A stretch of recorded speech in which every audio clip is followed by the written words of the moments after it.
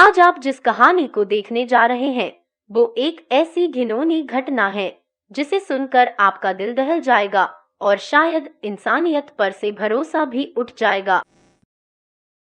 Rape और हत्याकांड जैसे कारनामे इस देश में दिन प्रतिदिन बढ़ते ही जा रहे हैं।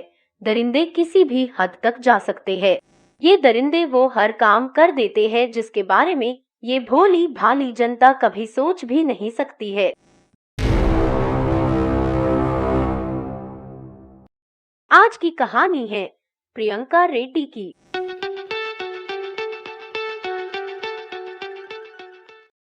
प्रियंका रेड्डी का जन्म 1992 में हैदराबाद में हुआ था। उनके पिता का नाम श्रीधर रेड्डी तथा उनकी माता का नाम विजया रेड्डी है। प्रियंका की बहन का नाम भाव्या रेड्डी है। प्रियंका रेड्डी के पिता श्रीधर रेड्डी एक सरकारी कर्मचारी है। प्रियंका रेड्डी को जानवरों से बहुत लगाव था, जिसके चलते उन्होंने अपना करियर पशु चिकित्सा में देखा और वो एक पशु चिकित्सक बनी। प्रियंका रेड्डी महबूबनगर जिले के नवाबपेट मंडल के कोल्लूरू स्थित सरकारी वेटरनरी अस्पताल में डॉक्टर थी। तेलंगाना की राजधानी हैदराबाद के शादनगर इलाके में रहने वाली डॉक्टर प्रियंका हर रोज वेटरनरी हॉस्पिटल जाती थी, जो उनके घर से करीब 30 किलोमीटर की दूरी पर शमशाद बाग में था। प्रियंका रेड्डी हर दिन हैदराबाद बेंगलुरु नेशनल हाईवे स्थित टूंडपल्ली टोल प्लाजा पर अपनी स्कूटी पार्क करती थी और वहां से कैब लेकर अस्पताल तक जाती थी। 27 नवंबर 2019 प्रियंका स्किन ट्रीटमेंट ले रही थी। 27 नवंबर को प्रियंका काम खत्म करके क्लिनिक से निकली। प्रियंका ने स्किन ट्रीटमेंट के लिए किसी एक अन्य डॉक्टर के साथ अपॉइंटमेंट ली थी। प्रियंका के घर वालों को ये बात पहले से ही मालूम थी कि उस दिन प्रियंका को आने में देर होगी। डॉक्टर से मिलने के बाद प्रियंका टोल प्लाजा की पार्किंग में पहुंची तो देखा कि स्कूटी का एक टायर पंक्चर है।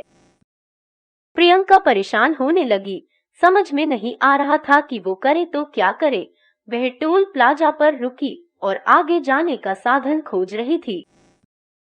काफी रात हो चुकी थी और टोल प्लाजा जैसी जगह पर उन्हें मदद भी नहीं मिल पा रही थी। प्रियंका को अब ज्यादा डर लगने लगा था। रात 9:22 पर प्रियंका ने अपनी बहन भव्य रेड्डी को फोन पर बताया कि उसके स्कूटी का एक टायर पंक्चर है। बहन ने कहा, स्कूटी वहीं छोड़कर कैब से घर आ जाओ। लेकिन प्रियंका ने कहा कि स्कूटी यहाँ कैसे छोड़ूं? छोड़ दी तो फिर कल क्लिनिक कैसे जाऊंगी? इसलिए उसने बहन से कहा, मैं देखती हूँ कि स्कूटी ठीक हो जाए तो अच्छा है, क्योंकि कल ऑफिस जाना है। बहन ने कहा, लेकिन तुम फोन पर ही रहो, क्योंकि मुझे डर लग रहा है। तब से प्रियंका फोन पर बनी हुई थी। इस बीच कई लोग मदद को लिए पूछने भी आए। वहां से गुजर रहे एक व्यक्ति ने मदद की पेशकश की। प्रियंका उसकी बातों पर यकीन करती है। फिर वो व्यक्ति स्कूटी लेकर पंक्चर ठीक करवाने भी गया, लेकिन थोड़ी देर में वो स्कूटी लेकर लौट आया। व्यक्ति ने कहा, आसपास की सभी दुकानें बंद हैं और पंक्चर ठीक करवाने के लिए स्कूटी को कहीं और ले जाना होगा। पास में ही एक लॉरी खड़ी है जहां कुछ लोग मौजूद हैं। प्रियंका को डर लग रहा था। वो सभी उसे घूर रहे थे। रात 9:42 तक प्रियंका बहन से बात करती रही और कहती रही कि उसे डर लग रहा है, और अंत में बहन के कहने पर वो कैब लेने के लिए राजी हो गई थी। लेकिन तभी उसका फोन कट जाता है। बहन ने दोबारा प्रियंका का फोन लगाया, तब फोन स्विच ऑफ हो चुका था।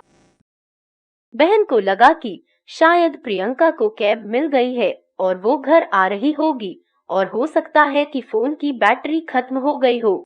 लेकिन 2 घंटे बीत जाने के बाद भी जब वो नहीं लौटी तो परिवार को कुछ अनहोनी की आशंका सताने लगी। कुछ समय का इंतजार किया और पूरा परिवार टोल प्लाजा पर जा पहुंचा।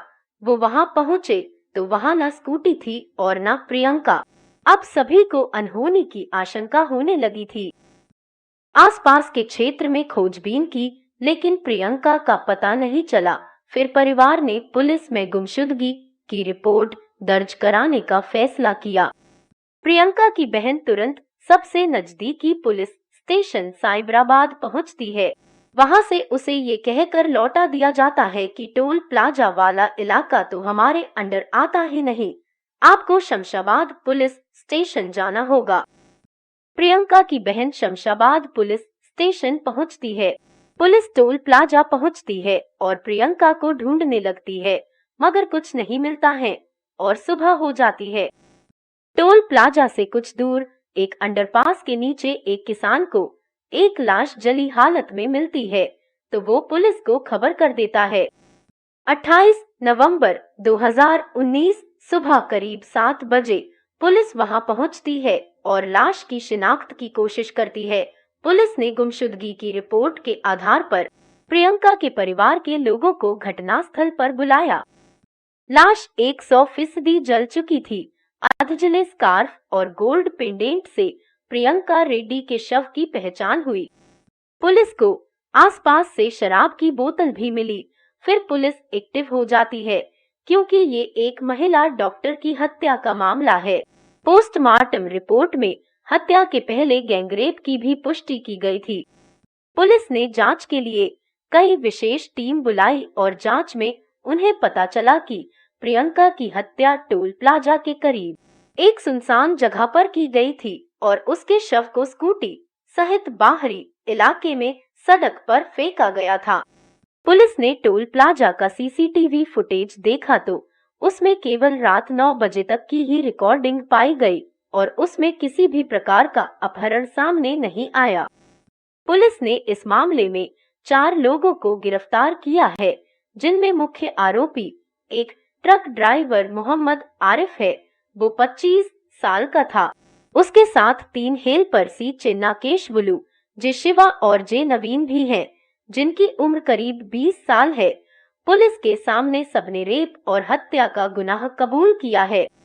आरोपियों ने बताया कि उन्होंने इस जुर्म की प्लानिंग तभी कर ली थी जब इन लोगों ने प्रियंका को वहां स्कूटी पार्क करते देखा था। जब प्रियंका वहां नहीं थी तो नवीन ने जानबूझकर स्कूटी पंक्चर कर दी। रात 9:18 पर जब प्रियंका स्कूटी लेने आई तो टायर की हवा पूरी तरह निकल चुकी थी। तब परेशान प्रियंका की मदद करने के बहाने से आरिफ वहां पहुंचा था। ये वही व्यक्ति था जिसने कहा था कि सारी दुकानें बंद हैं। लड़कियों की सिक्स्थ सेंस उन्हें अच्छे और बुरे का पूर्वाभास करा देती है। प्रियंका को अब ज्यादा डर लगने लगा था। प्रियंका उससे मदद के लिए मना करती रही। पुलिस ने बताया कि प्रियंका आवाज न करे, इसलिए रेप के दौरान हमलावरों ने उसका मुंह और नाक बंद कर दिया था। प्रियंका का दम घुट गया और उसकी मौत हो गई। इसके बाद उन्होंने प्रियंका के शव और स्कूटी को लॉरी में उठाकर दूसरी जगह ले गए।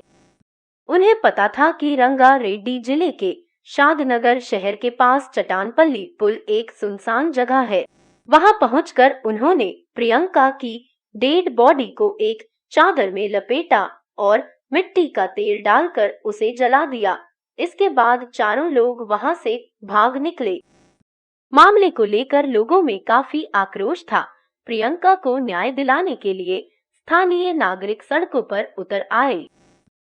लाखों लोगों की उम्मीद थी कि प्रियंका रेड्डी के मुजरिमों को फांसी दी जाए, लेकिन भगवान के घर देर है अंधेर नहीं। प्रियंका रेड्डी के गुनहगारों को फांसी की सजा सुनाने से पहले पुलिस हादसा समझाने के लिए उन दरिंदों को उसी घटना स्थल पर ले गई, मगर पूछताछ के दौरान उन्होंने भागने की कोशिश की। दरिंदों ने वहां पुलिस से उनकी बंदूकें लेकर पुलिस पर ही हमला कर दिया और भागने की कोशिश की, लेकिन पुलिस ने किसी तरह उनको रोकना चाहा, पर आखिरकार पुलिस ने उनको एनकाउंटर में मार दिया। पुलिस का कहना था कि यदि वो उन्हें नहीं मारते तो वो पुलिस वालों को ही मार देते। जाने अनजाने उन 4 दोषियों को उनकी सजा मिल ही गई। बात यह भी है कि कानूनी प्रक्रिया में समानता होनी चाहिए। इस तरह के अपराधों के बाद सभी पीड़ितों को त्वरित न्याय की सुविधा मिले। न्याय में विलंब भी इन अपराधों को प्रोत्साहन देने का बड़ा कारण है।